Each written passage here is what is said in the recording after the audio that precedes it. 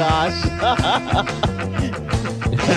Has a full complement of clothes on and is not wearing a red sweater. He was not portraying Ken Bone, who asked the energy question at the presidential debate. Good morning, Tony Messenger. Morning, McGraw. Morning, Kelly. And you look very spiffy, I must say. Thank you very much. I like your ensemble. I need a red sweater. No, you don't need a red sweater. No, I like. I'm more of a sweater vest guy. Yes, you are a little more of a sweater vest guy. Yeah. But with your goatee-ish, you would, and black glasses, you would look like Dr. Ken Bone. I can't keep on calling him. Yeah, Doctor. I don't think Dr. Ken Bone. He'll be a doctor soon. Right. Soon he will be leader of the free world. So Dr. Governor Bone. All right, Tony Messenger. Lots of ways we can go here. What are your thoughts as you've watched the world over the last 72 hours? Here's how bizarre the world is over the last 72 hours. Of course, I came in here wanting to talk about the debate, and right before I walked in, I got a CNN alert that they have an exclusive story that President Obama has signed some sort of agreement with a bunch of private investors to send Americans to Mars sometime between now and 2030. There is going to be massive investment, American investment, into colonizing or going to Mars. I haven't read the story yet, but how 2016 is that? Our Kenyan Muslim president, in the world of Donald Trump, is now sending us to Mars, colonizing Mars. There's an October surprise. Is there an early bird special? Because I'd like to get on that flight right now.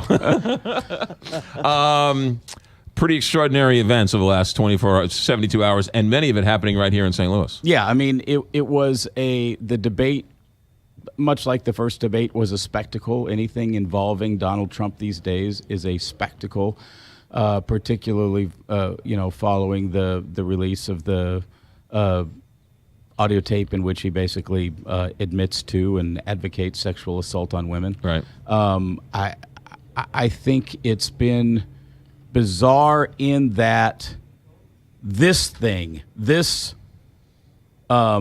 in Donald Trump's false words, locker room talk, is what finally got Republicans to be offended. Mm-hmm. It wasn't the out-and-out racism. It wasn't the bigotry. It wasn't the anti-Mexican, anti-Muslim, anti-American ripping up of the Constitution, any of the things that violate any of the top 100 GOP traditional conservative ideas.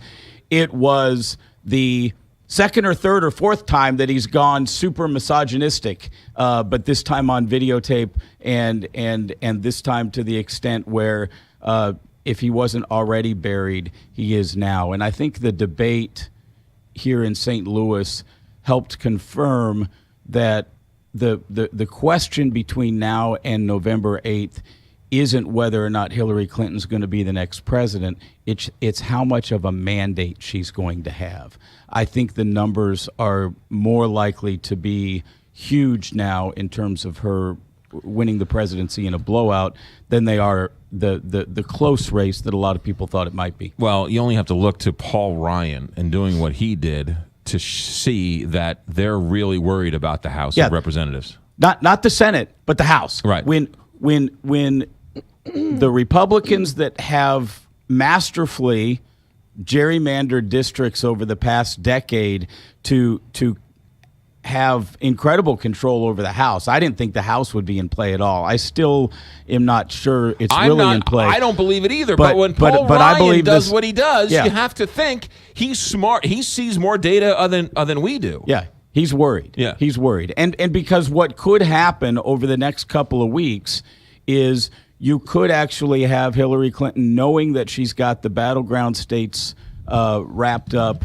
and seeing the numbers on the ground and knowing that she's got a chance to make the map entirely blue and starts to pour money in places like Missouri, where Congresswoman Ann Wagner, dropped off the Trump bandwagon. But Blunt still hasn't. None of the statewide have. But I can't believe the argument over, all right, look, I can't stand Trump, but I don't want to send a Democrat to endorse everything Hillary does. I'm going to vote for Blunt, right? I still don't see Blunt losing this election because he's the check to Clinton's balance, right? I think it's unlikely that Roy Blunt loses this election, in part because there are a lot of people that vote tickets that way. You know, as much as most of the talk on radio and TV ads and everything is just very partisan. You're either Democrat or Republican. Right.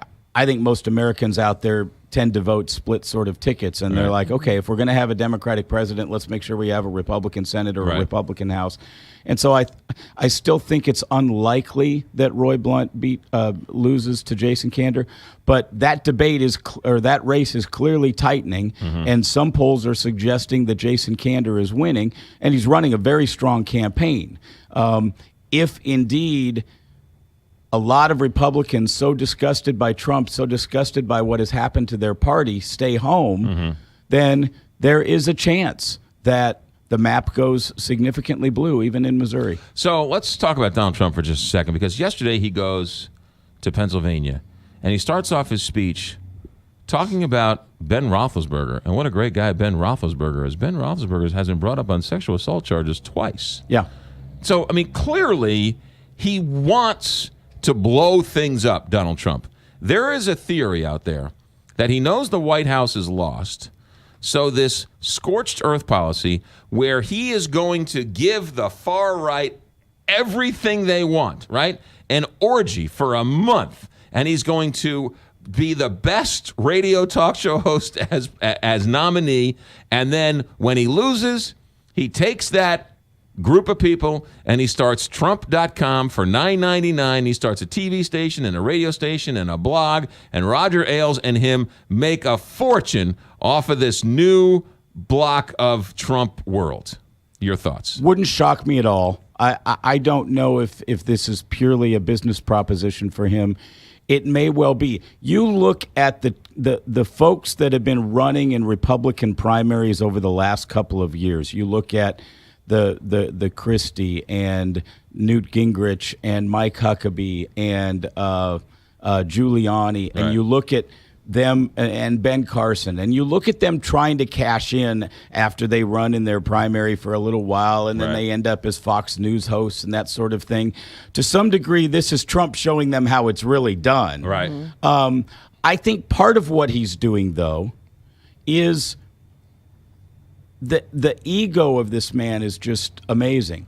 And so he's now at the point where he knows the only people he has are these far right-wing folks who truly believe that talk of sexual assault and racism is just them not being politically correct. Well, no. There's a whole group. I get emails from these folks every day, and they just believe that any sort of body talk is just a pushback against America's political correctness. No. And Donald's playing to these folks because it's all he's got left. No, the only reason why they say that is because their guy was caught. If the other guy was caught, right? If this was a Bill Clinton tape or a Hillary tape, or they would be on the right side. I mean, they're really just defending their guy, no matter what. So it isn't like they actually believe it.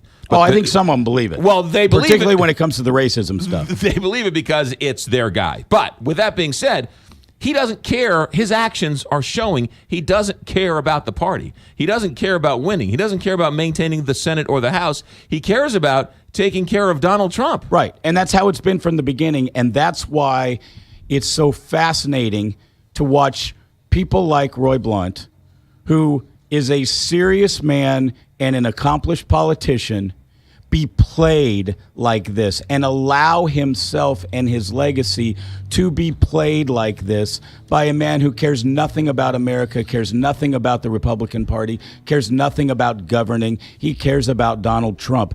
And you look at two Washington Post columnists yesterday, Michael Gerson and George Will, both conservative Republicans. One may differ on whether Gerson is actually as conservative as Will, whatever. They're both conservative Republicans. They are beside themselves over the madness of what Donald Trump has done to the Republican Party, to evangelicals, to people of faith, to conservative principles. He's fundamentally destroyed what a lot of serious people have stood for over the past several decades, and they're beside themselves. And come November 9th, they've got two questions. Do we rebuild the Republican Party or do we start a new one? Michael Gerson, I believe, went to Westminster High School here in St. Louis. He did. Grew up in St. Louis and De Pere. We're trying to get him on the show for tomorrow because it was an interesting column. Tony Messenger, STLtoday.com, and at the newspaper on your front doorstep. Thanks for coming in. Red sweaters for everybody. Ladies and gentlemen, Tuesdays and Thursdays, contributor to the Big 550 KTRS as well. Menino's Market, that's where you want to go for all of